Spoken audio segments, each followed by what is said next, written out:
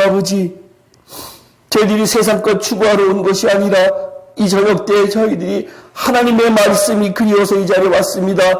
비록 저희들이 하나님을 잘 알지 못하지만 진정으로 하나님께서 저희들에게 찾아와 주셔서 저희들의 마음을 열어주시고 저희들의 모든 것을 깨끗하게 해주실 때 하나님의 말씀을 받아들일 수 있다는 사실을 깨달으면서 하나님의 자비를 구합니다.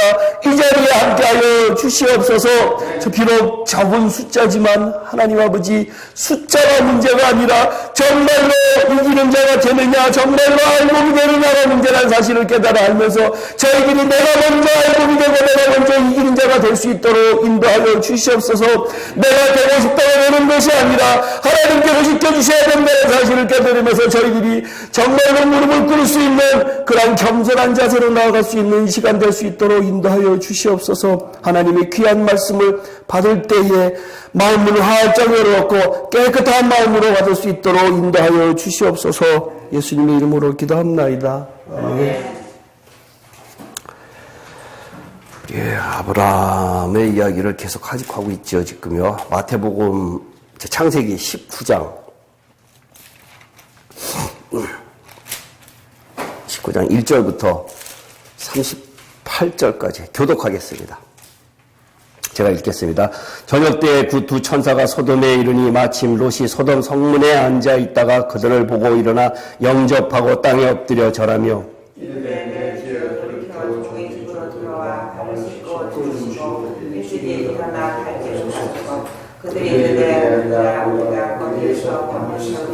롯이 간청함에 그제서야 돌이켜 그 집으로 들어오는지라. 롯이 그들을 위하여 식탁을 베풀고 무교봉을 구우니 그들이 먹으니라. 그들이 눕기 전에 그 성 사람과 소돔 사람 백성들이 롯을 막론하러 원전에서 다 모여 그 집을 내렸어. 롯을 부르고 그에게 이르되 오늘 밤에 내게 온 사람들이 어디 있느냐 이끌어내라. 우리가 그들을 상관하리라. 이르되 청하노니 내 형제들아 이런 악을 행하지 말라. 내게 남자를 가까이 하지 아니한 두 딸이 있노라. 청하건대 내가 그들을 너희에게로 이끌어내리니 너희는 내 좋을 대로 그들에게 행하고 이 사람들은 내 집에 들어왔은즉 이 사람들에게는 아무 일도 저지르지 말라. 그들이 이르되 너는 물러나라. 또 이르되 이 자가 들어와서 거류하면서 우리의 법관이 되려 하는도다. 이제 우리가 그들보다 너를 더 헤아리라 하고 롯을 미치며 가까이 가서 그 문을 부수려고 하는지라. 그 사람들이 손을 내밀어 롯을 장식으로 끌어들이고 문을 닫고 문 밖에 무리를 대소를 막론하가 그 눈을 어둡게 하니 그들이 문을 찾느라고 헤매었더라. 그 사람들이 롯에게 이르되 이 외에 내게 속한 자가 또 있느냐. 내 사위나 자녀나 성중에 내게 속한 자들을 다 성 밖으로 이끌어내라. 그들에 대한 부르짖음이 여호와 앞에 크므로 여호와께서 이것을 멸하시려고 우리를 보내셨나니 우리가 멸하리라. 롯이 나가서 그 남편과 결혼할 사람들에게 말하여 이르기를 여호와께서 이 성을 멸하실 터이니 너희는 일어나 이곳에서 떠나라 하되 그 사람을 농담으로 여겼더라. 동틀 때 천사가 롯을 재촉하여 이르되 일어나 여기 있는데 내 아내와 두 딸을 이끌어내라. 이 성의 죄악 중에 함께 멸망할까 하노라. 그러나 롯이 지체함에 그 사람들이 롯의 손과 그 아내의 손과 두 딸의 손을 잡아 인도하여 성 밖에 두니 여호와께서 그에게 자비를 가하시니였더라. 그 사람들이 그들을 밖으로 이끌어낸 후에 이르되 도망하여 생명을 보존하라. 돌아보거나 들에 머물지 말고 산으로 도망하여 멸망함을 면하라. 주의 종이 주께 은혜를 입었고 주께서 큰 인자를 내게 베푸사 내 생명을 구원하시오나 내가 도망하여 산에까지 갈 수 없나이다. 두렵건대 재앙을 만나 죽을까 하나이다.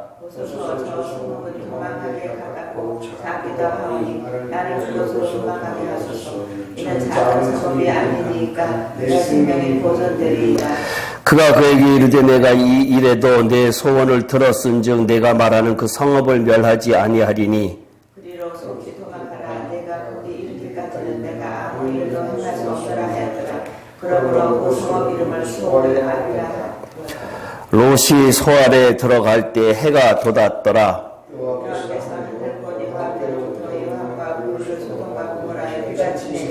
그 성들과 온 들과 성에 거주하는 모든 백성과 땅에서 난 것을 다 엎어 멸하셨더라. 모세 아내는 뒤를 돌아보았으므로 소금 기둥이 되었더라. 아브라함이 그 아침에 일찍이 일어나 여호와 앞에 서 있던 곳에 이르러 소돔과 고모라와 그 온 지역을 향하여 하늘로 연기가 온기 강하에 연기가 치솟았음을 보았더라. 하나님이 그 지역의 성을 멸하실 때 곧 롯이 거주하는 성을 엎으실 때에 하나님이 아브라함을 생각하사 롯을 그 엎으시는 중에 내보내셨더라. 롯이 소알에 거주하기를 두려워하여 두 딸과 함께 소알에서 나와 산에 올라가 거주하되 두 딸과 함께 고려에 거주하였더니 큰딸이 작은딸에게 이르되 우리 아버지는 늙으셨고 온 세상의 도리를 따라 우리의 배필될 사람이 이 땅에는 없으니 우리가 우리 아버지에게 술을 마시려고 공심하여 우리 아버지로 말미암아 후손을 이어가자 하고 그 밤에 그들이 아버지에게 술을 마시게 하고 큰딸이 들어가서 그 아버지와 동침하니라. 그러나 그 아버지는 그 딸이 눕고 일어나는 것을 깨닫지 못하였더라. 이튿날 큰딸이 작은딸에게 이르되 어제 밤에는 내가 우리 아버지와 동침하였으니 오늘 밤에도 우리가 아버지에게 술을 마시려고 내가 들어가 동침하고 우리가 아버지로 말미암아 후손을 이어가자 하고 그 밤에도 그들이 아버지에게 술을 마시게 하고 작은 딸이 일어나 아버지와 동침하니라. 그러나 아버지는 그 딸이 눕고 일어나는 것을 깨닫지 못하였더라. 롯이 두 딸이 아버지로 말미암아 임신하고 큰 딸은 아들을 낳아 이름을 모압이라 하였으니 오늘날 모압의 조상이요 작은 딸도 아들 낳아 이름을 베나미라 하였으니 오늘날 암몬 자손의 조상이었더라. 성경에 대표적으로 읽기에 불편한 곳이 이 사건하고요. 그 다음에 유다가 다말에게서 이제 며느리하고의 관계에서 베레스와 셀라를 나눈 그러한 사건, 이 두 사건이 굉장히 성경적으로는 기록되기가 참 남들한테 이야기하기가 그렇게 썩 좋은 장면이 아니죠. 근데도 이 성경에 기록되어 있는 것은 이유가 있어요. 그러한 것들이 이유가 있는데 하나님께서는 이 지금 여기에 이 사건이 아브라함하고 롯의 사건을 이야기를 하고 있는데 하나님께서 아브라함에게 이야기할 때에 뭐라고 이야기를 했는가 하면 친척 아비집을 너 고향 친척 아비집을 떠나라고 하랬을 때 다 놓고 떠나야 되는데도 불구하고 자기 동생 아브라함의 동생 하란의 아들 롯을 하란이 일찍 죽는 바람에 일찌감치 어렸을 때부터 자기가 키웠기 때문에 아주 사랑을 하는 바람에 하나님의 명령을 거스리고 데리고 왔어요. 그 하나님의 명령을 거스리고 데리고 오는 사건이 있은 후에 계속해서 이 롯 때문에 문제가 생겨요. 하나님께서는 한번 명령하시고 난 다음에 그것을 안 지킬 때에는 반드시 대가가 있다라고 하는 것이 구약 성경에서는 굉장히 많이 나타나는데요. 신약 성경에서는 안 나타나고요. 구약 성경에서는 많이 나타나는데 신약 성경에서는 심판 때까지 기다리겠다라고 하셨단 말이에요. 그런데 이 성경에서 지금 계속해서 이야기하고 있는 우루가 애굽이다. 그 다음에 소돔과 고모라다라고 하는 그 의미는 갈대아 우루는 거기도 하나님께서 아브라함을 통해서 너 떠나라라고 할 때 왜 그 우루라고 하는 지역은 우상의 도시이기 때문에 너희들이 우상에서 떠나라라고 하는 것이 첫 번째 일이고요. 두 번째 애굽이라고 하면은요. 거기 가서 앉으세요. 어서 오세요.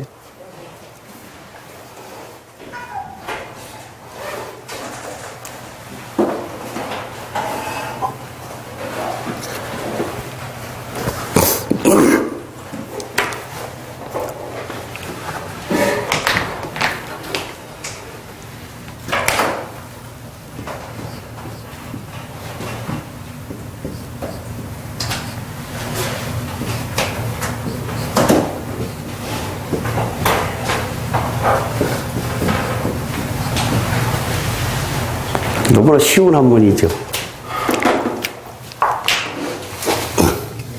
네? 이거 우생마사, 그죠? 아주 쉬운 한문이죠. 이거 뜻, 여기에 담겨져 있는 뜻 아세요? 소는 살고 말은 죽는다. 그죠?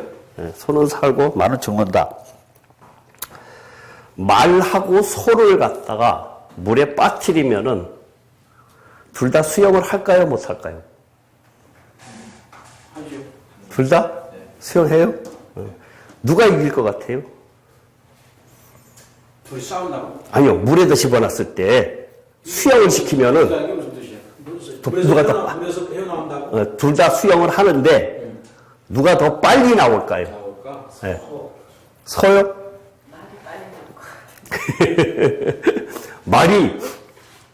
말이 훨씬 빨리 나온대요.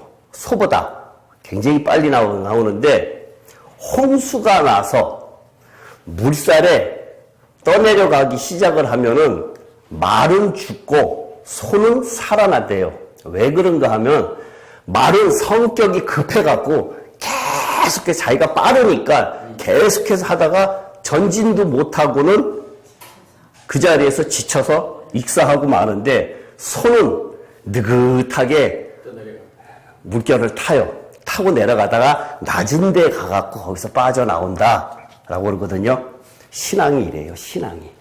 한국 사람이 제가 왜 이야기를 하는가 하면 엊그저께 우리 그 숭실 오비 팀이 이제 공연을 왔다가 미국에 사는 친구들이 그 친구들을 만났는데 어렸을 때부터 같이 자라난 친구예요. 그 친구들하고 이제 만나갖고는 성경 이야기를 이제 한참 하다 말고는 그 친구들이 내가 이제 한 두세 시간을 이야기를 하니까 뭐라고 이야기를 하는가 하면 다 똑같이 번개 맞고 싶어 해요. 번개 맞고 싶어. 그래서 내가 엑기스를 떠넣어서 먹여주기니까 단시간 내에 그러면 네가 이야기하고자 하는 것이 뭐냐라고 하면서 두세 시간 만에 쇼부를 내려고 한다라는 얘기예요. 근데 성경은 그렇지가 않고 죽을 때까지예요. 죽을 때까지 날마다 전진해야 되는데 이것이 우리가 지금 느긋하게 신앙을 소처럼 이렇게 급하지 않게 흐름을 따라서 가야지 신앙이 되지 급히 끓는 냄비가 금방 식어요. 그러니까 꾸준하게 해야 된다. 이런 이야기를 지금 하는 거예요. 오늘 아브라함 이야기를 계속 하는데요. 제가 앞으로 뭐 할 건가 하면은 이 아브라함 이야기를 앞으로 한두 번 더 하고 난 다음에 아무래도 여기에 계시록을 모르는 분들이 많기 때문에 계시록을 아주 쉽게 일단 한 20, 30번 정도 해서 한번 끝내놓고 나서 그 다음에 제가 저번에 그 8가지 섹션으로 나눠갖고 이야기한 거 있잖아요. 그 성경을 전체 할 때 디테일하게 성경 전체를 쪼개면은, 모두 한 7, 80번, 한 100번 가까이 되지 않을까라는 생각이 들어요. 한 7, 80번 되지 않을까라는 생각이 드는데, 계시록은 한 번 들어봐야 잘 몰라요. 모르니까, 이번에 하여튼 두세 번 지나고 난 다음에 왜 내가 계시록을 하려고 하는가 하면은요, 계시록을 해야, 제가 이런 이야기를 다른 사람들한테도 하는데 왜 우리가 믿음이 자라나지 않을까라고 하는 의심을 하는데 왜 믿음이 자라나지 않는 이유가 뭘까라고 생각하는 중에 믿음이 안 자라는 이유가 우리가 최종적으로 어떻게 된다라고 하는 것에 대한 확신이 없어요. 막연하게 천국 간다라는 이야기만 있지 그런 생각만 하지 결코 그냥 내가 어떻게 된다 나의 신앙이 이러니까 이렇게 살다가 그냥 죽으면은 천국 간다 이렇게 막연한 생각을 하고 있으니까 우리의 신앙이 믿음이 성장하지 않는다는 얘기예요. 그러니까 그것을 계시록을 갖다가 어느 정도 하고 나면 한번 듣고 나면 대충 감은 온다고요. 감을 오고 나니까 이 아브라함 이야기가 끝나고 나면은 그것을 갖다가 할게요. 근데 지금 이 아브라함 이야기는 왜 내가 이렇게 여러 시간에 걸쳐서 하는가 하면요. 아브라함을 통해서 믿음이라고 하는 단어를 갖다가 지금 계속해서 이야기를 하고 있거든요. 아브라함이 12장부터 시작을 해서 창세기 12장부터 25장까지 계속해서 가고 있는데, 처음에 아브라함을 12장에서부터 불러서 15장에서 어떠한 사건이 나는가 하면은 비로소 의롭다라고 하는 사건이 나는데, 그건 기억해 두세요. 꼭 이 중요한 것들, 제가 반복하는 것들은 꼭 기억해 두셔야 돼요. 그래야 신앙에 도움이 돼요. 12장부터 14장까지 일어나는 일들은 처음에 갈대아 우르를 떠나서 그 다음에 애굽으로 내려갔다가 바로한테 아내도 뺏기고, 그 다음에 이제 이 롯이 소돔과 고모라로 헤어지는 사건이 있었고, 그 다음에 그돌라오메의 연합군과 이 롯이 잡혀가 그것을 구해내는 사건이 14장까지 일어난단 말이에요. 그 다음에 15장에 하나님께서 나타나셔서 뭐라고 이야기를 하는가 하면은 너의 자손이 하늘의 별과 같이 많아지겠다라고 이야기를 하고 있어요.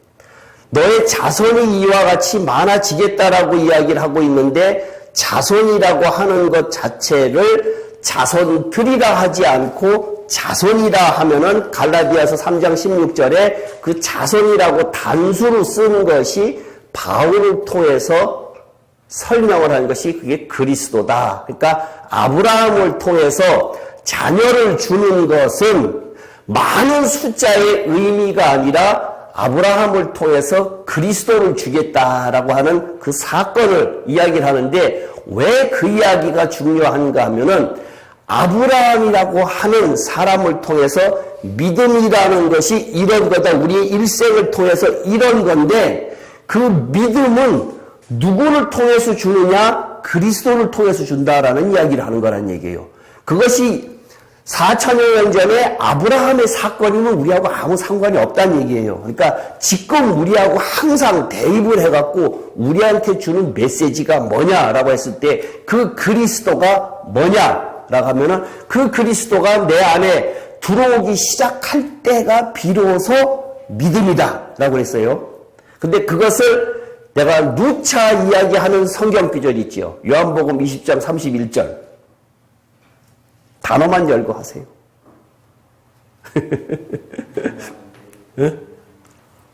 요한복음 20장 31절, 이거는 외우세요. 굉장히 중요한 이야기고 성경 다 굉장히 외우기 쉬워요.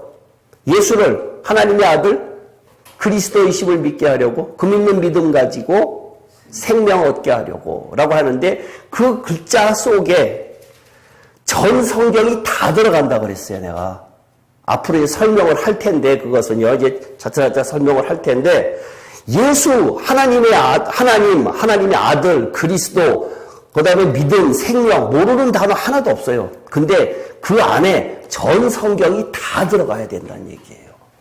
거기에 그리스도가 예수를 하나님의 아들, 그리스도이심을 믿게 하려고 해서 그 그리스도가 나로 하여금 믿음을 주는 거고 생명을 주는 거다. 아브라함을 통해서 지금 그 이야기를 하는 거란 얘기예요. 근데 그 그리스도가 내 안에 들어오는 그 과정을 지금 계속해서 이야기를 하는 거란 얘기예요. 근데 그 과정이 지금 15장에서 그러한 사건이 있었고, 16장에서 어떤 사건이 있었죠?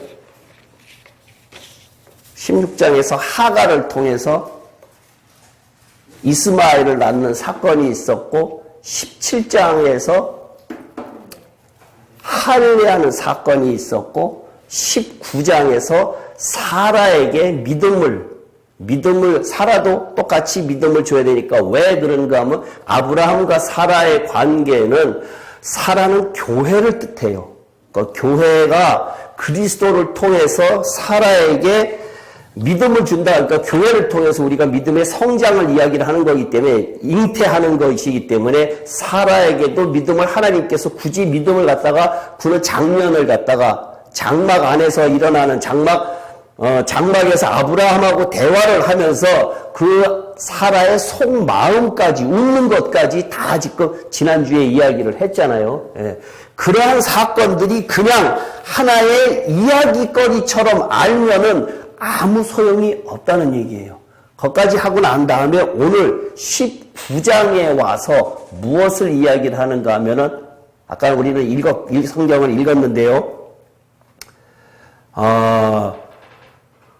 롯의 그 소돔과 고모라의 천사가 가서 그의 식구들을 데려오고 난 다음에 그 소돔과 고모라가 멸망을 하고 아버지와 그 롯과 딸 둘에서 모압과 암몬이라는 족속이 탄생하는 그 사건을 갖다가 19장에서 지금 이야기를 하고 있거든요. 근데 이 소돔과 고모라 하면은 지금까지도 회자되는 이야기가 죄악의 도시예요. 죄악의 도시. 우리 성경 한번 찾아볼게요.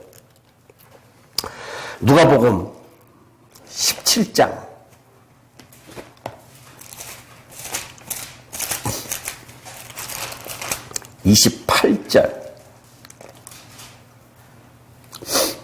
28절에서 33절까지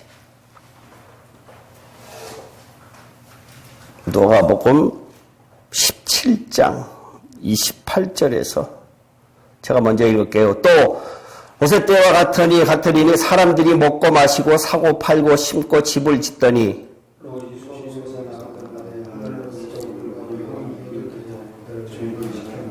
인자가 나타난 날에도 이러하리라.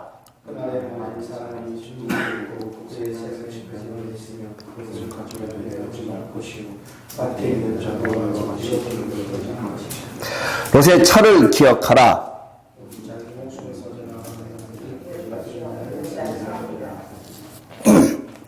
거기까지만 읽을게요. 그 밑에서 내가 뭐냐?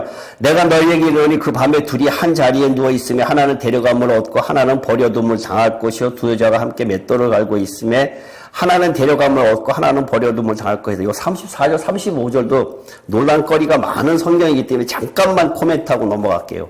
여기에서 데려가는 그 감을 당하는 사람하고 버려둠을 당하는 사람하고 데려감을 당하는 사람은 믿는 사람, 버려둠을 당하는 사람은 안 믿는 사람. 맞아요? 오이사님 맞아요? 그런 것 같아요. 그렇게 설교 많이 들었지요? 예. 근데 성경은 그렇게 되어 있는 것이 아니라 제가 누차 이야기했죠. 성경의 대상은 다 믿는 사람이에요. 다 믿는 사람이기 때문에 선악의 기준도 믿는 사람이에요. 바리새인도 믿는 사람들이고, 그죠? 그러니까 바리새인들한테 욕하는 것도 안 믿는 사람한테 성경이 이야기한 것이 아니라 믿는 사람도 성경을 잘 안 읽는데 안 믿는 사람한테 성경을 갖다가 줄 이유가 없잖아요. 여기 있는 모든 사건은 다 쉽게 말해서 예수 믿는 사람이다.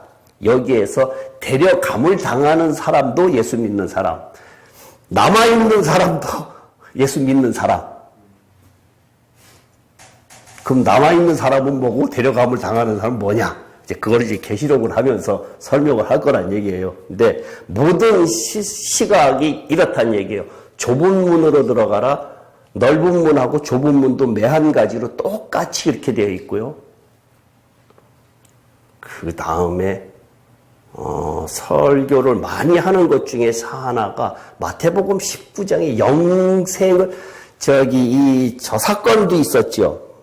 마태복음 19장 이것도 지금 조금 잘 모르니까요. 재물이 많은 청년 마태복음 19장 16절에서부터요. 이것도 한번 짚고 넘어가야 될 부분인 것 같아서 여기서도 할 이야기가 많아. 지난번에 한번 하긴 했었는데요. 마태복음 19장 16절 22절까지 교독할게요. 어떤 사람이 주께 와서 이르되 선생님이여 내가 무슨 선한 일을 하여야 영생을 얻으리이까? 지킵니다. 내가 생명에 들어가는 계명들을 지키라. 이르되 어느 계명 이오니까 예수께서 이르시되 살인하지 말라, 간음하지 말라, 도둑질하지 말라, 거짓 증언하지 말라. 그 청년이 이르되 이 모든 것을 내가 지키어 싸운데 아직도 무엇이 부족하니까?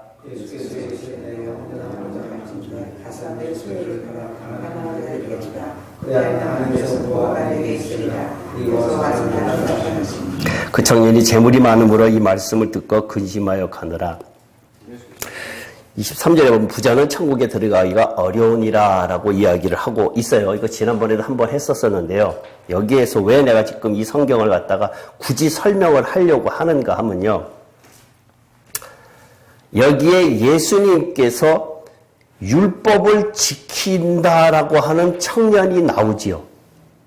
율법을 저는 다 지켰습니다라고 하면서 나오는데 이 청년이 생명, 영생을 얻기 위해서 예수님을 저 선생한테 선한 선생이라고 하는 사람, 예수라는 사람한테 가면은 나는 영생을 얻을 수 있겠다라고 생각을 하고 있었는데 왜 그렇게 생각을 하고 있었는가 하면요.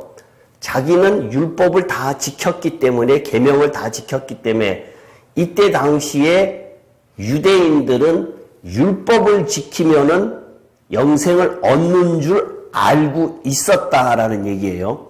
근데 영생을 지키는 방법이 율법인 줄 알았는데 율법이 아니라 예수님께서 하시는 말씀이 뭔가 하면은 직접 하나님이신 예수가 이야기했는데 그것을 안 믿었어요. 무슨 말인지 아시겠어요? 정통적으로 내려오는 모세의 율법은 자기가 지켰다라고 생각을 하고 있는데 정작 하나님의 아들이신 예수가 이야기하는 말은 순종치 않았다는 얘기예요. 믿지 않았다는 얘기예요. 우리도 마찬가지로 똑같이 신앙생활을 하면서 성령께서 우리들에게 하는 음성을 듣고 행하는 것이 영생에 가는 길이지 율법을 지키는 것이 영생에 가는 길은 아니다라고 하는 것을 갖다가 내가 이야기하고 싶어서 이야기하는 거란 얘기예요. 믿음으로 가는 것 맞는데 그 믿음으로 가는 것이 예수 그리스도가 아니면 안 된다라고 하는 것을 아브라함을 통해서 창세기 15장에서 그리스도를 갖다가 심어줬다. 비로소 그때야 의롭게 되었다라는 이야기를 하고 있다라는 얘기예요.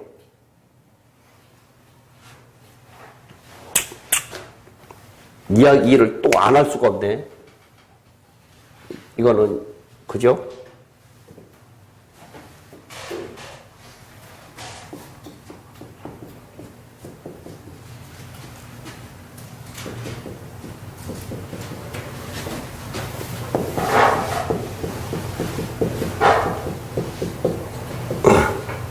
아브라함이요. 처음에 12장에서 불러서 15장 오기 전까지 15장이 오기 전까지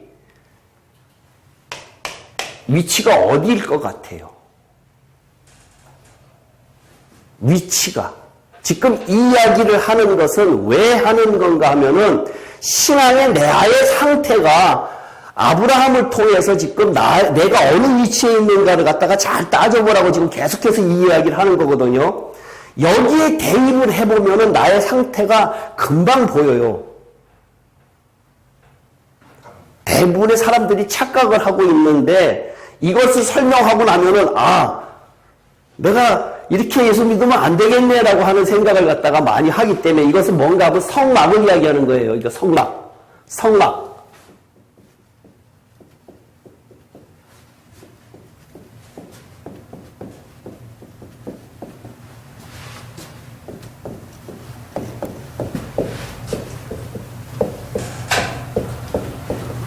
이게 굉장히 중요한 거예요. 성경 전체에 굉장히 중요한데 이 성막이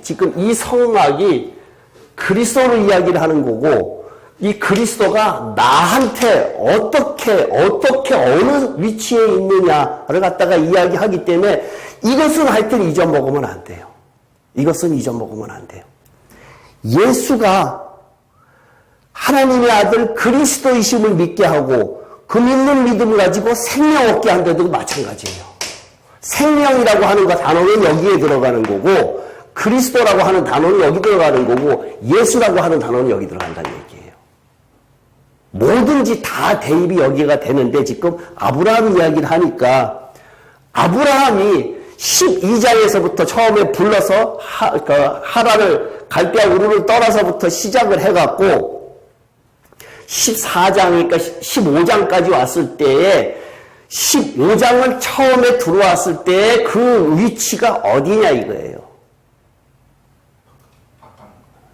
15장 바로 직전에 여기에서 바깥마당 그 전에는 바깥마당이에요. 지난번에 이렇게 이야기를 했지요. 하나님께서 이제 아브라함을 부르시고 여기에서 이제 부르심이라고 그랬죠. 여기에서 이제 세 가지라고 얘기했죠. 처음에 종, 친구, 아들. 그렇죠? 처음에 지금 지난주에 설명을 할 때에 18장에서 99세가 99세가 돼서 할례를 받을 때가 비로소 요 장면이고 저기 하나님께서 찾아와서 소돔과 고모라의 이야기를 이야기할 때 내 친구다 이제 벗이다 그랬잖아요. 그때부터는 이 전에는 다 종이란 말이에요. 그 바깥바다 여기에 있을 때 15장 이 절일 때는 처음에 것은 왔다 갔다 하는 이 바깥에요. 15장부터 비로소 이야기를 하고 있고 15장부터 이야기를 하고 있고 99세에 세례를 받고 할례를 받고 그때부터 이쪽에 여기서부터 이 안으로 들어가는 거란 얘기예요. 근데 왜 이 99세라 이야기를 하면은 여기에 뭐가 있다 그랬죠? 요거는 번제단이 있다 그랬죠. 요거는 물두멍이라 그랬죠. 번제단의 의미는 예수를 믿습니다. 죄사함의 문제. 어린 양의 피 바르고 넘어오는 그 사건을 갖다가 이야기를 할 때 우리가 번제단, 우리가 1년에 한 번씩 소나 양이나 염소를 잡아갖고 1년에 한 번씩 죄사함의 사건이 있잖아요. 예수님의 죄사함의 사건이 우리가 예수를 믿습니다라고 고백할 때 그때가 바깥마당의 번제단의 사건인데 지금 우리는 어떠한 것이냐 그러면 우리가 번제물로 가져가야 될 것이 이스라엘 백성들은 1년에 한 번씩 번제물을 갖고 가는데 그러면 신약시대에 사는 사람들은 번제물이 뭡니까? 내가 지난주에 여러 번 이야기를 했죠. 여러분들의 번제물은 뭡니까? 라고 했더니 어떤 권사님이 날마다 헌금 주일날마다 헌금 하는데요. 11조 하는데요. 라고 이야기를 하시더란 얘기예요. 그거 번제물 아니란 얘기예요. 뭐라고? 번제물이 간증의 삶이란 얘기예요. 간증의 삶. 여기에서의 우리 지금 현재의 삶은 간증의 삶. 지지난주에 영어 공부하는 데서 그런 이야기 했다 그랬잖아요. 지난주에 잠깐 이야기 했었잖아요. 예배를 드리는 것이, 의식이 아주 거룩하게, 엄숙하게 드려야 되지, 그렇지 않으면 안 된다라는 취지로 정교회에서는 3시간씩 드리는데, 우리 최 집사님이 뭐라 그러니까, 그 장로도 기도 빼면 안 돼. 맨날 올빼미, 이 똑같은 이야기 하고 있는데, 똑같은 기도 하는데, 똑같은 소리 하는데, 라고 이야기를 해서 그 이야기 때문에 이제 나온 이야기인데, 그때 제가 뭐라 그랬는가 하면은, 이 예배 의식에 매여 있는 것은 아직까지 창세기 16장에 누구를 낳는 건가 하면 하갈을 통해서 아브라함을 낳는 거다. 달리 이야기하면은 이스마엘을 낳는 거다라고 하고, 그 다음에 지금 조금 전에 젊은 청년이 와갖고 예수님한테 제가 율법을 다 지켰습니다라고 이야기하는 것하고 똑같은 거란 얘기예요. 24시간이 우리는 신앙생활이지 일주일에 한 번 와서 드리는 것이 신앙생활이라고 하는 것은 아직도 구약시대의 삶을 살고 있다라고 하는 얘기예요. 구약시대의 삶을 사는 것 가지고는 천국 가지 못한다. 예수님께서 생명 얻지 못한다. 딱 잘라 이야기했다는 얘기예요. 그러니까 우리는 예수를 믿으니까 그러한 삶을 살려고 하면은 간증의 삶을 날마다 잠자는 시간조차도 꿈조차도 환상조차도 주님의 꿈을 꿔야 된다라고 하는 것이 이 번제단 겨우 여기란 얘기예요. 그 다음에 이 죄 문제, 여기에는 죄 문제, 예수님의 죄 문제가 해결됐다 그랬잖아요. 여기에 이 문제는 물두멍이라고 하는 문제는 뭔가 하면은 저 이야기 했었죠. 예수님께서 1000마디가 공생애를 시작을 하면서 1000마디가 회개하라 천국이 가까웠니라 라고 이야기를 했잖아요. 그러면 3년 반 후에 예수님께서 십자가에 돌아가실 사건이 죄 문제, 구속사, 대속의 문제를 해결하실 텐데 그거 3년 반 후에 내가 모든 죄 다 해결할 텐데 왜 구태여 회개하라 천국이 가까웠느니라 라는 이야기를 할까요? 라는 이야기를 불과 며칠 전에도 어떤 사람을 만나서 이제 그룹을 만나갖고 이야기를 했어요. 질문을 했어요. 그랬더니 이상하네. 정말 이상하네. 답변하는 사람이 한 사람도 없어요. 그걸 제대로 답변하는 사람이 없다는 얘기예요. 그러니까 생각조차도 안 해봤다라는 얘기예요.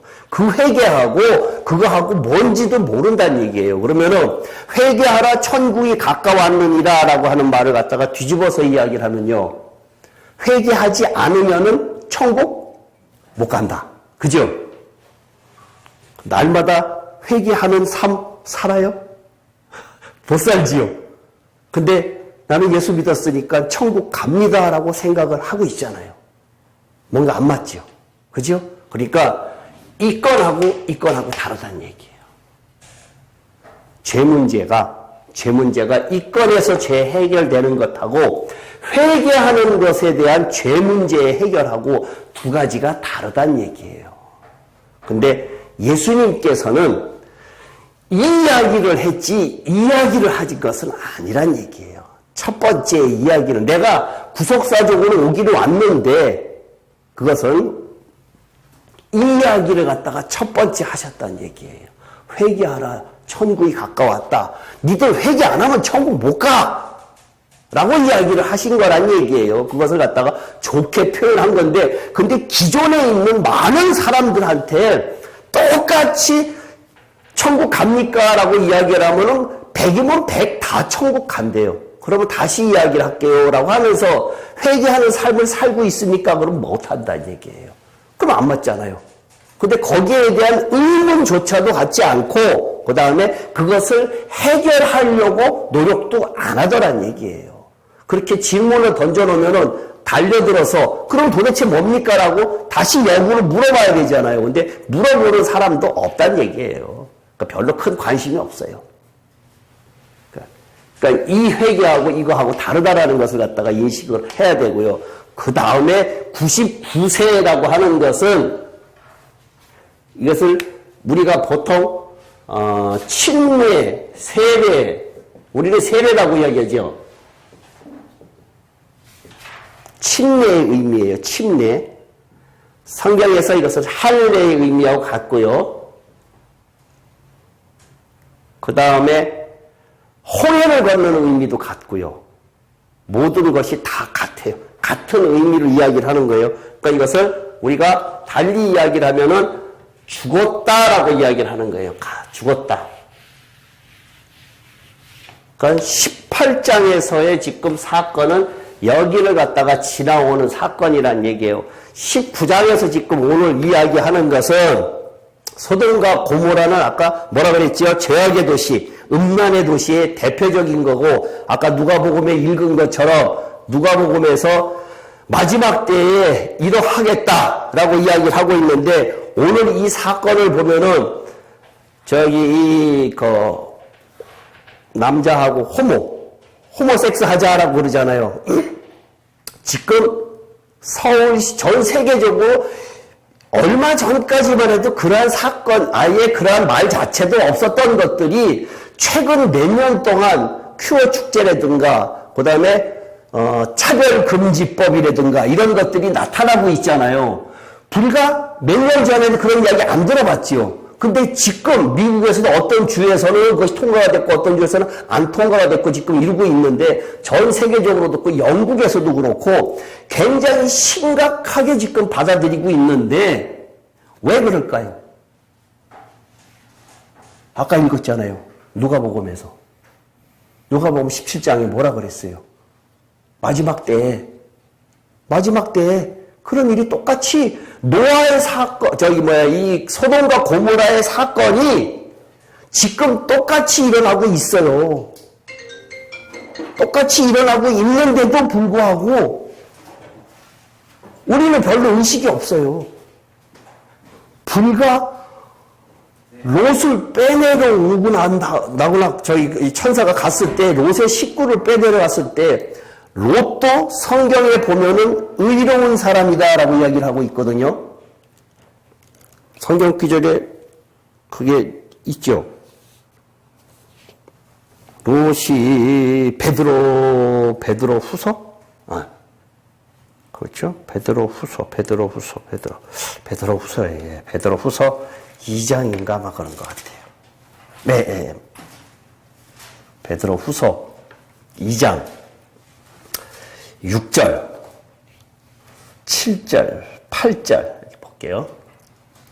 베드로 후서 2장 6, 7, 8 제가 읽을게요. 소돔과 고모라 성을 멸망하기로 정하여 제가 되게 하사 후세에 경건하지 아니할 자들에게 본을 삼으셨으며 무법한 자들의 음란한 행실로 말미암아 고통당하는 의로운 롯을 건지셨으니 이는 이 의인이 그들 중에 거하여 날마다 저 불편한 행실을 보고 들음으로 그 의로운 심령이 상함이라. 주께서 경건한 자는 시험에서 건지실 줄 아시고 불의한 자는 형벌 아래 두어 심판날까지 지키신다라고 이야기를 하고 있는데요.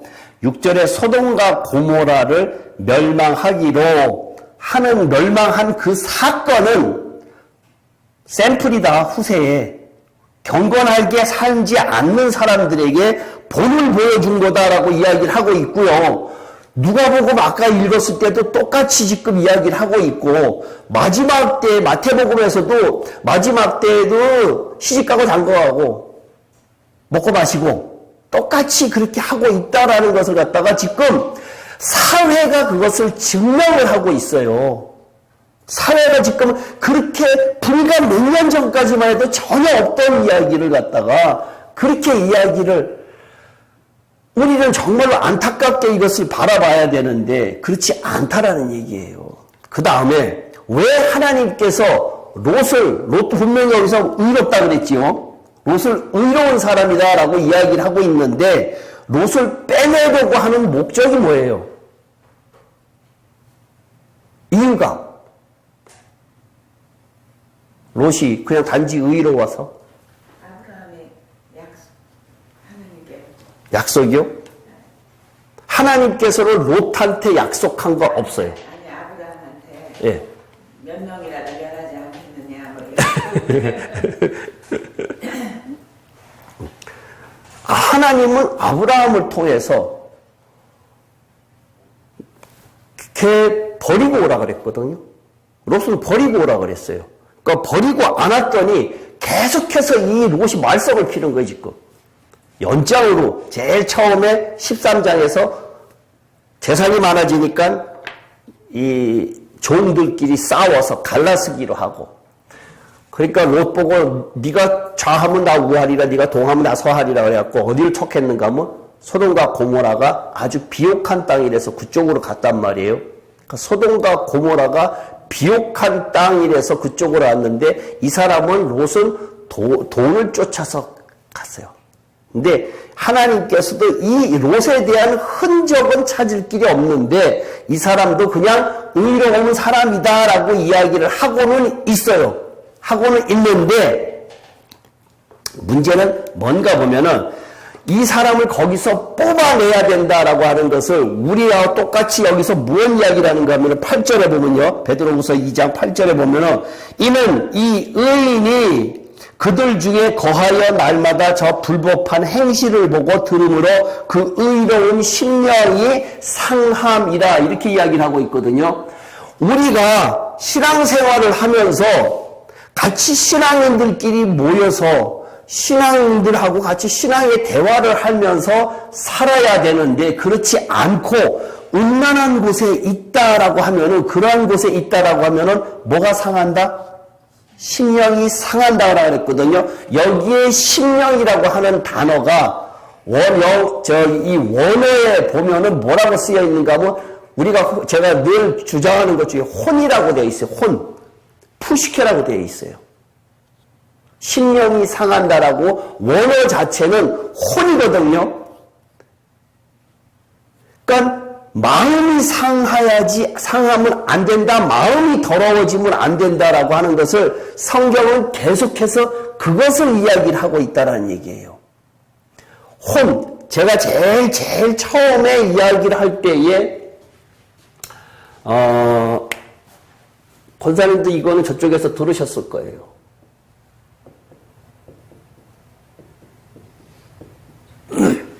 이 세 가지가 다 깨끗해져야 된다 그랬잖아요.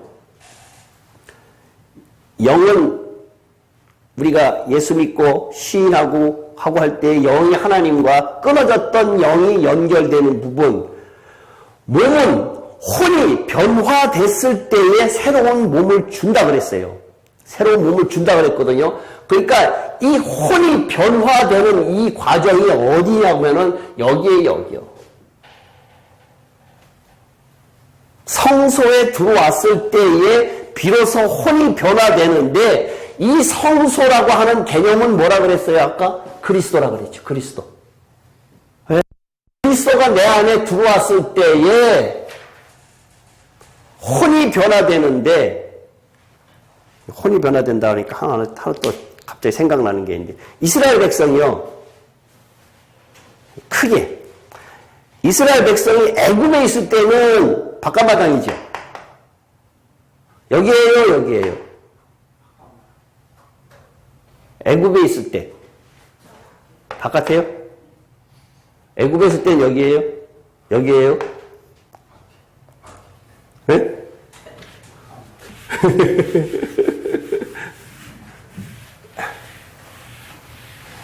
애굽에 있을 때 하나님 몰랐을까요? 하나님 알았죠. 예, 하나님 알았어요. 애굽에 있을 때 율법 지켰어요. 그죠? 예, 여기 바깥마당이에요. 바깥마당인데 중요한 거예요. 광야는 어딜까요? 여길까요? 광야. 광야의 40년 동안 이스라엘 백성의 삶이 여길까요?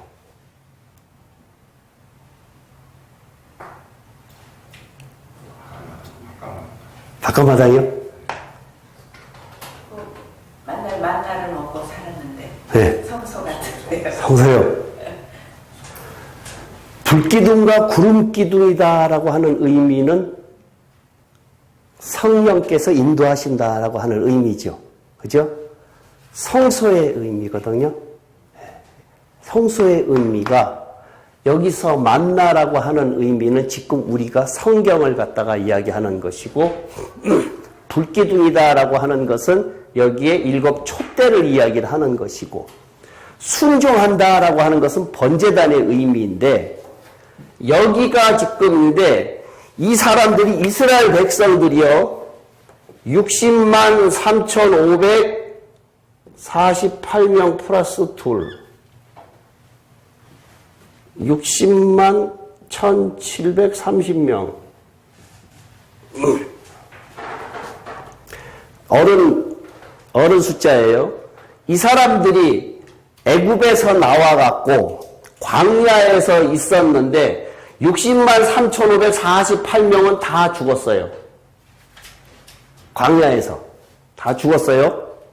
그리고 애굽에서 나온 사람 중에서는 2사람만 들어가고 그 다음에 광야에서 태어난 사람 60만 1730명은 가나안 땅에 들어갔어요. 가나안 땅에 들어갔잖아요. 이 죽은 사람은 뭐고 들어간 사람은 뭘까요? 죽은 사람의 의미는 뭐고 들어간 사람의 의미는 뭘까요? 가나안 땅을 흔히 보통 천국이라고 이야기를 하고 있잖아요. 우리가 그냥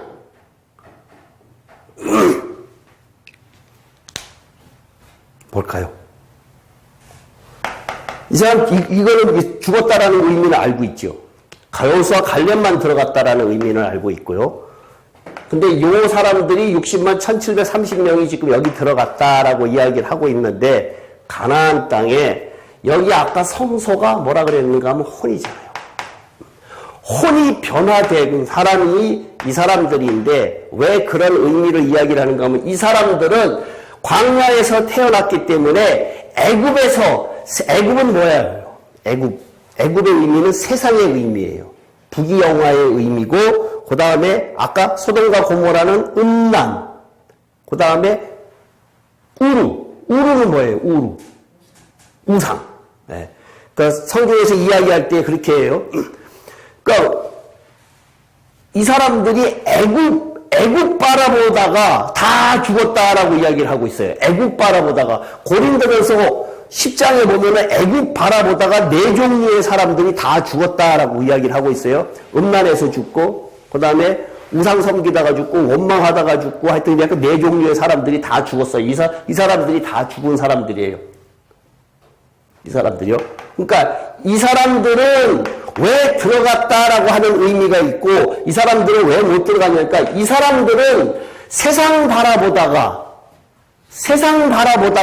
혼이 변화되지 못해갖고 죽은 사람들이고, 이 사람들의 의미는 여기에서 태어났다라고 하는 의미는 혼이 변화된 사람, 세상하고 단절된 사람들, 세상 것 바라보지 않고 우리 기억 속에 없다라고 하는 이야기예요. 그러니까 우리가 지금 마찬가지로 신앙생활을 하는 그 의미가 내 안에 그리스도가 있고 세상 것이 없는 사람들은, 혼이 변화된 사람들은, 이 사람들은 가나안 땅이라고 하는 천국을 갈 수 있다라는 얘기거든요.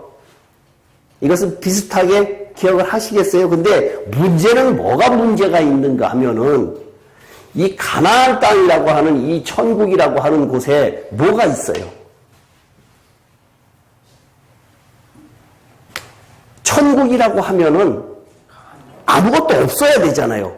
하나님께서 이스라엘 백성들을 애굽에서 인도하여서 가나안 땅에 내가 지시하는 곳으로 가라라고 할 때에 그 가나안 땅, 젖과 꿀이 흐르는 땅, 가나안 땅으로 가라라고 이야기를 하고 있는 이곳은 하나님께서 여기에 7족속 완전 숫자예요. 원래는 11족속이에요.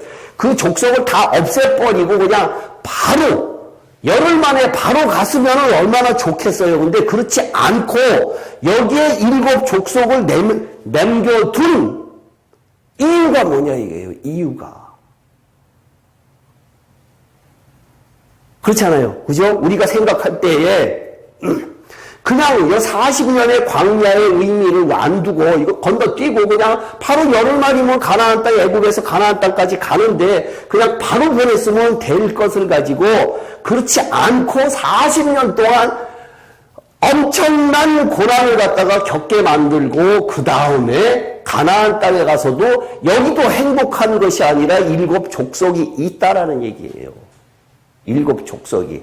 그러니까 이것이 나중에 우리가 공부할 1000년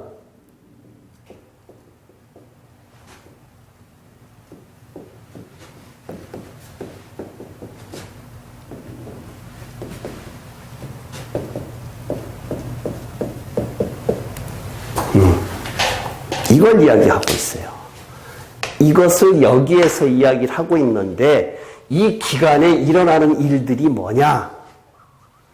여기에서 일어나는 일들이 이제 7 족속을 멸하는 건데 그 7 족속이 여기에서 주는 의미가 뭐냐? 우리들의 마음이란 얘기예요.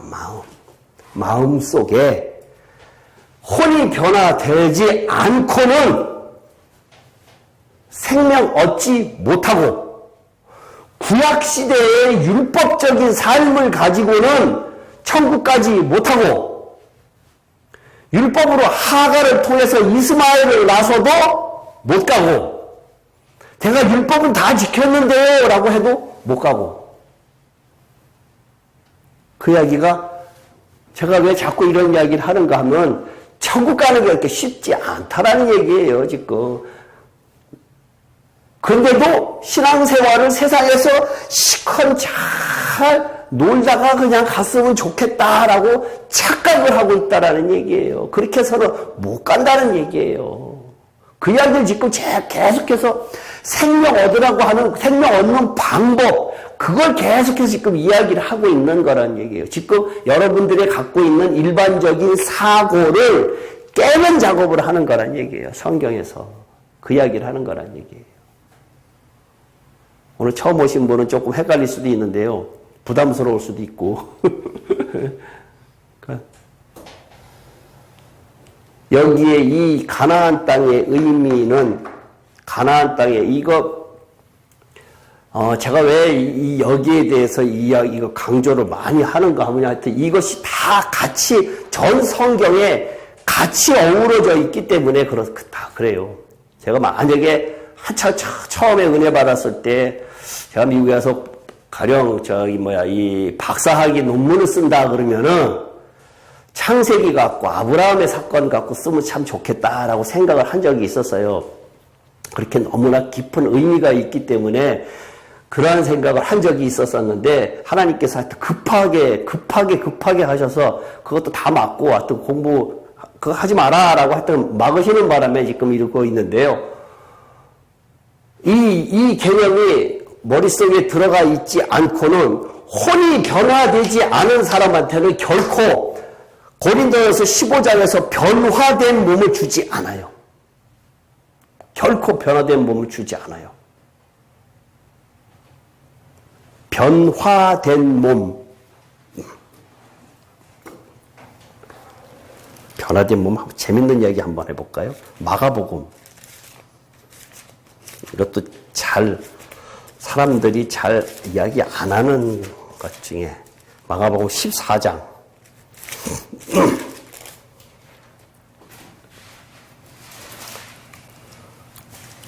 24절, 25절. 14장 24절, 25절. 마태복음 마가복음. 마태복음이 아니라 마가복음이요. 마가복음 14장 24, 25. 같이 읽을게요. 시작. 이르시되 이것은 많은 사람을 위하여 흘리는 나의 피 곧 언약의 피니라. 진실로 너에게 이르니 내가 포도나무에서 난 것을 하나님 나라에서 새 것으로 마시는 날까지 다시 마시지 아니하니라 하시니라. 그 누구 이야기죠? 예수님 이야기죠. 그죠?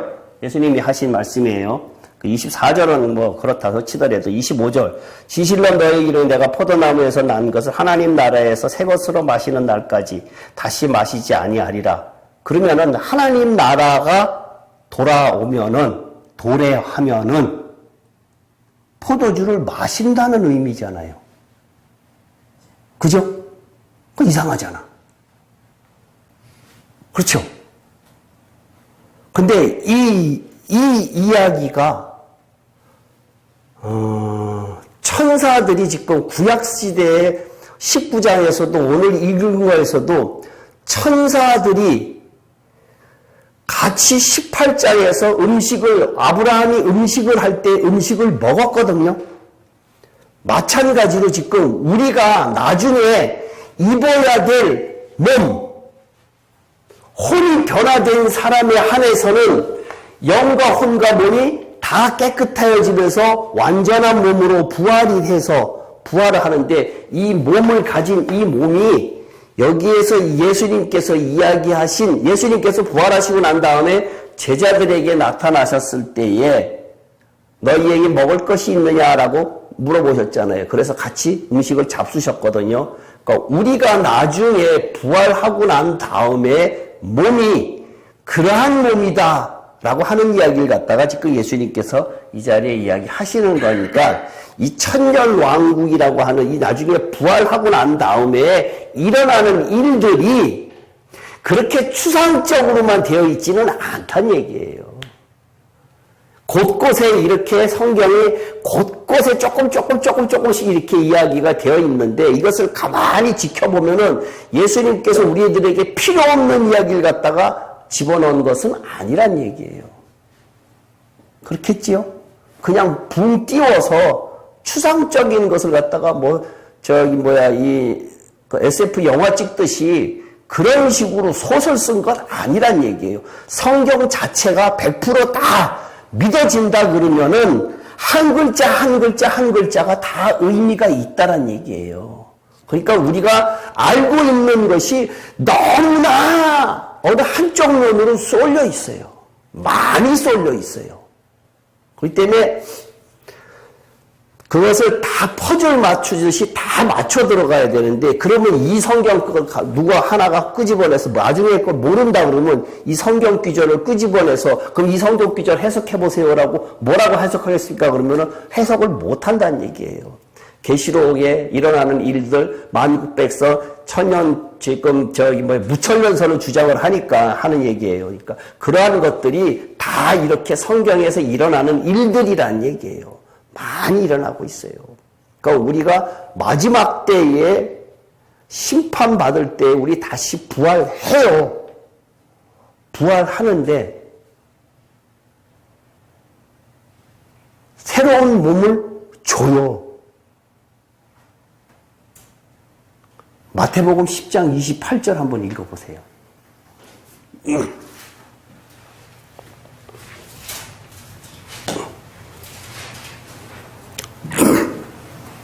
크게 한번 읽어보세요. 죽어도 영혼은 능히 죽이지 못하는 자들은 두려워하지 않고 오직 몸과 영혼을 능히 지옥에 멸하는 자는 두려워하라. 거기에 영혼이라고 하는 단어는 뭐라고 이야기했죠? 제가 예전에 혼이에요. 혼. 한국말로 번역이 영혼으로 됐는데 혼이에요. 혼. 푸시케라고 하는 단어가 들어가 있어요. 그러니까 오늘 처음 오셨으니까 이야기를 하는데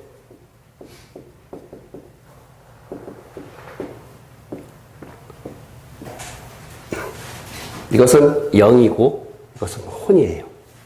근데 한국말로 성경이 번역이 될 때 다 영혼이라고 번역이 됐어요. 근데 딱 두 군데만 영과 혼을 나눴어요. 히브리서하고 데살로니가 전서하고 두 군데만 영과 혼을 나눴어요. 영과 혼과 관절과 골수를 쪼갠다 라는 말이 있고 영과 혼과 몸이 마지막 때에 예수의 마지막 때까지 깨끗하게 보존해라 라고 하는 말이 있고 나머지는 다 영혼이라고 같이 쓰여 있는 바람에 조금 헷갈리기도 하고 그러는데 조금 전에 읽은 것처럼 이 혼이라고 하는 이것은 뭐라고 그러겠지? 생각, 감정, 의지라고 그랬죠. 지금 성경이 이야기하고 있는 거지반 다 중요하게 이야기하고 있는 것은 혼이에요. 혼. 여기에서 혼이 변화된 사람들이라 그랬잖아요. 이 구약시대의 사람이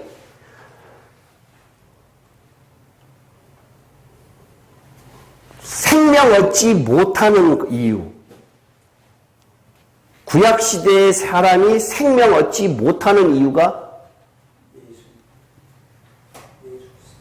예수 그리스도의 부활 생명이 없기 때문에 구약시대의 사람들은 생명이 없어요.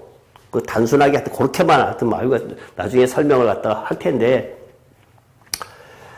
그 지금 구약시대의 사람을 가지고 지금 신학에 있는 것 가지고 해석이 안 되니까 아주 막 논란거리가 많은 것들이 굉장히 많아요, 지금. 아까 이제 마태복음 10장 28절 다시 한번 설명을 해드릴게요. 몸은 죽여도 죽이지 못하는 자를 두려워하지 말고. 그 누굴까요? 마귀. 그죠? 그 다음에 몸과 혼을 함께 멸할 수 있는 자를 두려워해라 라고 했거든요. 혼과 몸을 어디다 멸한다 그랬어요? 지옥에 멸하는 자를 두려워해라 그랬단 말이에요. 그러면 그것은 심판 때지요. 그죠? 심판 때에 안 믿는 사람은 부활시킬 이유가 없어요. 부활시킬 이유가 없으니까 믿는 사람들을 이야기를 하는 거란 말이에요. 믿는 사람들을 몸과 혼을 줘서, 영은 일단 예수를 믿었으니까 영은 구원 받았고요. 몸과 혼을 지옥에 멸할 수 있는 자를 두려워해라 라고 하셨으니까 몸과 혼이 지옥에 들어간다.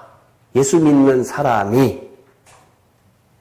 그때가 심판 이후에 문제가 뭐냐 하면은 혼이 변화되지 못한 사람이 생각, 감정, 의지가 변화되지 못한 사람이 들어가는 곳이 지옥이다. 이렇게 이야기를 갖다가 계속 이야기를 하는데, 단편적으로 오늘만 그것만 딱 들었다 그러면 이상하다고 생각이 드실 것 같으니까 계속해서 오셔야 돼요. 단편적으로 들으면은 그 이상해, 그 이단 같아 이래요. 왜? 여태까지 그런 거 안 이야기를 했으니까. 근데 저 이단 아니거든요. 네. 아니니까 안심하시고요. 그러니까 그러한 문제가 성경에 이거 굉장히 중요하게 다루고 있는 거예요. 이스라엘 전체를 다루는 것도 결국은 이걸 이야기를 하는 것이고, 몽땅 다 이걸 이야기하는 거예요. 이것을. 그러니까 이것이 계속해서 다른, 오늘 첫날 오신 분한테는 조금 어려운 부분도 있겠지만 계속해서 이걸 이야기를 갖다가 하고 있다는 얘기예요.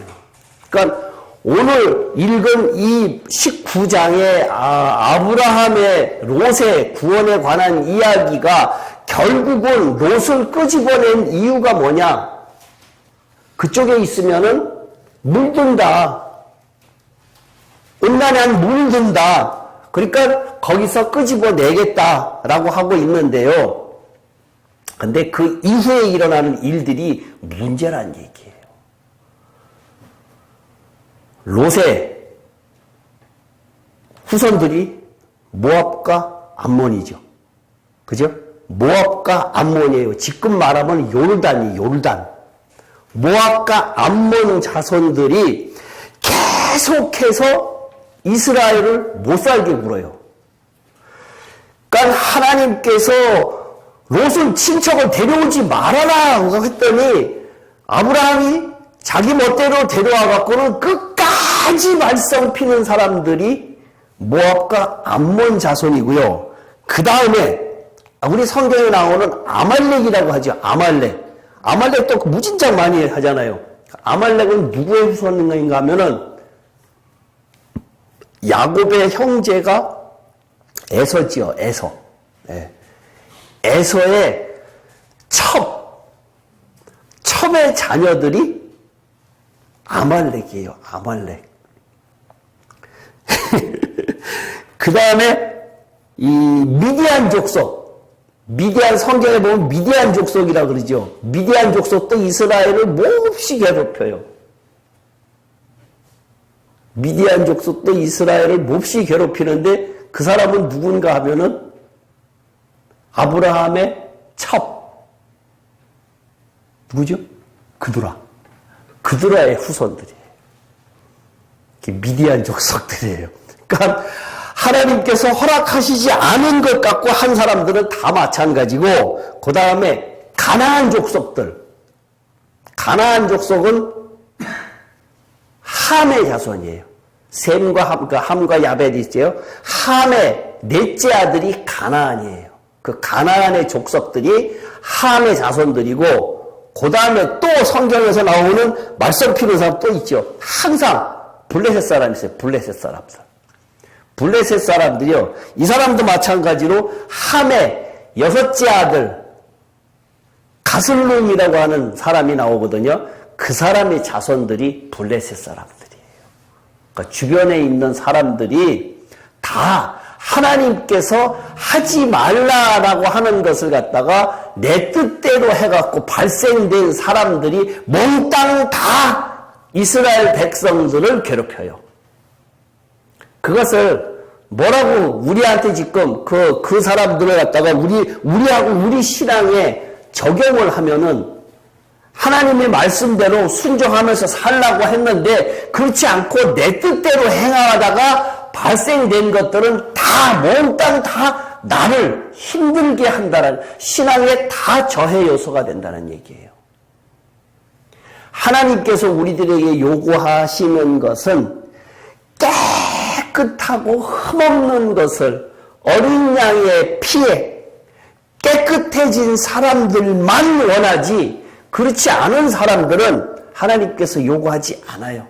그 많은 사람들 진짜 어중이 떠중이 다 그 사람들 천국 데려가서 뭐 하겠다는 얘기냐 이거예요. 성경은 그렇게 쓰여져 있지 않다는 얘기예요. 천국에서 하나님께서 필요하다고 하는 성경, 필요하다고 하는 사람은 누구냐? 요한계시록 21장 7절.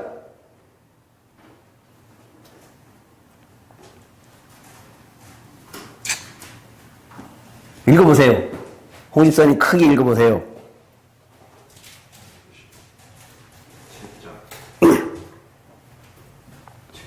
21장, 계시록 21장 7절.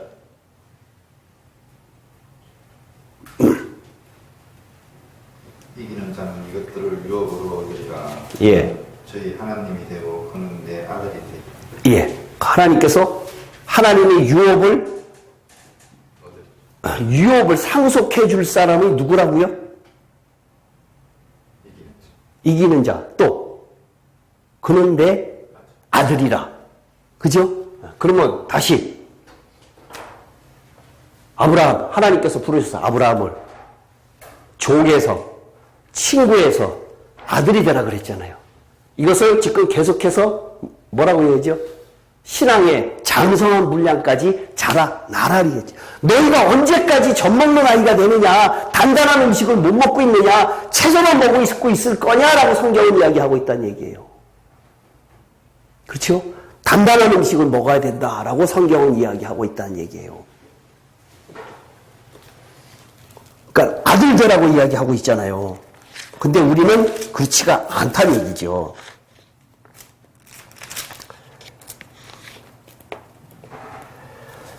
히브리서 5장 12절, 13절, 14절.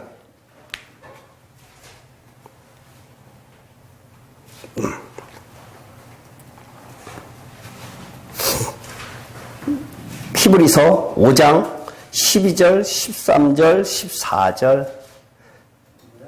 제가 읽을게요. 때가 오래되었을 너희가 마땅히 선생이 되었을 터인데 너희가 다시 하나님의 말씀의 초보에 대하여 누구에게서 가르침을 받아야 할 처지이니 단단한 음식은 못 먹고 젖이나 먹어야 할 자가 되었도다. 이는 젖을 먹는 자마다 어린아이니 의의 말씀을 경험하지 못한 자요 단단한 음식을 장성한 자의 것이니 그들은 지각을 사용함으로 연단을 받아 선악을 분별하는 자들이라.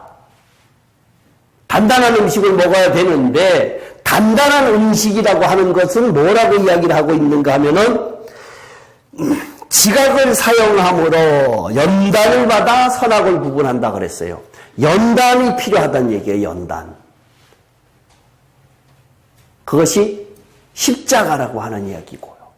그러니까 종에서 친구가 되고 친구에서 아들이 되려고 하면은 그러한 과정을 지금 다 겪어야 마지막에 하나님께서 우리를 부르신 목적에 부응할 수 있다라는 것이 이기는 자 아들이라는 얘기예요. 그걸 다른 말로 표하면 후사라고도 이야기를 하고 교회의 완성이라고도 이야기를 하고 있고 우리는 교회의 지체라고도 이야기를 하고 있고 신부라고도 이야기를 하고 있고 다양하게 이야기를 하고 있지만 결국은 이야기하는 것은 그냥 뭉뚱그려서 아들이다. 예수님께서 처음에 오셨을 때에는 올리선 독생자로 오셨는데 돌아가시고 난 다음에 부활하시고 난 다음에 로마서 8장 29절에 보면은 맏아들이 되었다라고 이야기하고 있거든요. 맏아들이 예수님께서 맏아들이 되었다라고 이야기하면 그 밑에 아들이 또 있다라는 얘기잖아요. 형제가 있다는 얘기잖아요. 그러니까 그것이 누구냐? 우리가 그러한 연단을 받아야 로마서 4, 5, 6, 7장을 겪고 난 다음에 8장에서 아들이 된다는 얘기예요. 그 경험하지 않고는 4, 5, 6, 7장을 경험하지 않고는 8장에 들어갈 수 없다. 8장 1절에 보면 그리스도 예수 안에 있는 자에게는 결코 정죄함이 없다라고 하는 의미는 깨끗한 이야기를 하는 거란 얘기예요. 그러니까 아까 우리가 들림받아서 올라간다 그랬지요. 들림받아서 올라가는 요한계시록에 이야기하고 있으면 수정 같은 유리바다를 통과해야 하나님 앞에 가요. 보좌 앞에 가요. 수정 같은 유리바다라고 하는 것은 흠이 없이 깨끗한 것을 이야기해요. 어린 양의 피에 깨끗하게 씻음을 받은 사람들이 이야기를 하고 있는데 보통 일반적으로 목사님들이 설교할 때에 여러분들은 예수를 믿었기 때문에 십자가상의 모든 어린 양의 피로 깨끗해졌습니다. 이렇게 이야기를 하고 있다는 얘기예요. 깨끗해졌어요? 안 됐단 얘기예요. 아직도 더러운 거 쎄고 쎄단 얘기예요. 이것이 문제란 얘기예요. 이거는 깨끗해졌어요. 이건 깨끗해졌는데 이 혼이 문제란 얘기예요. 혼이. 영은 깨끗해졌어요. 예수 믿으면서. 십자가상의 사건으로 인해서 더러웠던 것이 영은 깨끗해졌다는 얘기예요. 영만 구원받은 것도 있다 그랬잖아요. 고린도서 5장 5절 같은 게 영만 구원받아요. 그 사건도 너무나 감추어져 있는 사건이라서요. 영만 구원받는 게 어딨어라고 목사님들도 그렇게 이야기해요. 근데 성경 기절 뒤에 되면 정말 있네 이렇게 이야기한다는 얘기예요. 영만 구원만 사건이 있다는 얘기예요. 그러니까 이것이 안 되는 사람들은 영만 구원받아요. 그러니까 이 사건이 왜 가나안이 이스라엘 사건이 이게 1000년 동안에 일어나는 일들이 이게 비밀이에요. 이게 비밀. 이게 비밀. 1000년 동안에 예수님이 통치하는 기간이 무슨 기간이냐라고 하는 것이 비밀이에요. 이것을 설명할 수 있는 사람이 그렇게 썩 많지 않다는 얘기예요. 칼빈도 그렇고 루터도 유명한 사람들도 다 똑같이 이 부분의 것은 다 못 봤어요. 그 시대에는 그 시절 사람들한테 이것을 알려줄 이유가 없었어요. 알려줘봐야 깨닫지도 못해요. 근데 지금은 왜 이것이 오픈되기 시작을 했는가? 왜 열리기 시작을 했는가? 마지막 때에 왔어요. 큐어 축제하고 앉았잖아요. 마지막 때까지 왔어요. 큐어 축제 지금 엄청나게 하고 있어요. 전 세계에서 예수만이 구원받는다, 예수로만 구원받는다라고 설교하면 영국에서는 잡혀가요. 목사들이 그렇게 설교 못해요. 다른 예수로만 구원받는다라고 설교 못해요. 영국에서 법이 통과됐기 때문에요. 엄청난 일이에요. 엄청난 일. 지금 그런 일들이 벌어지고 있어요. 개혁주의 신학이라고 하는 것은 지금 그 사람들은 철저하게 가만히 그 개혁주의 신학을 갖다가 이렇게 들여다보면요. 이 다음에 우리가 죽어서 가야 될 천국을 이야기하는 것 아닙니다라고 아주 이야기를 하고 있다는 얘기예요. 그러니까 그 사람들 그것을 모르기 때문에 그래요. 그 뒤에 일어나는 일들을 성경 65권 갖고만 해석을 하는 건데 그것도 계시록에 모르니까 거기에 속한 것들을 다 빼버리고 하니까 문제라는 얘기예요. 묘하게 하여튼 그걸 갖다가 이 개혁주의 신학 지금 기존에 있는 신학들이 다 개혁주의 신학이거든요. 그것을 여기에서 마음의 천국입니다. 그래서 반만 이야기하고 있어요. 반만. 절반만.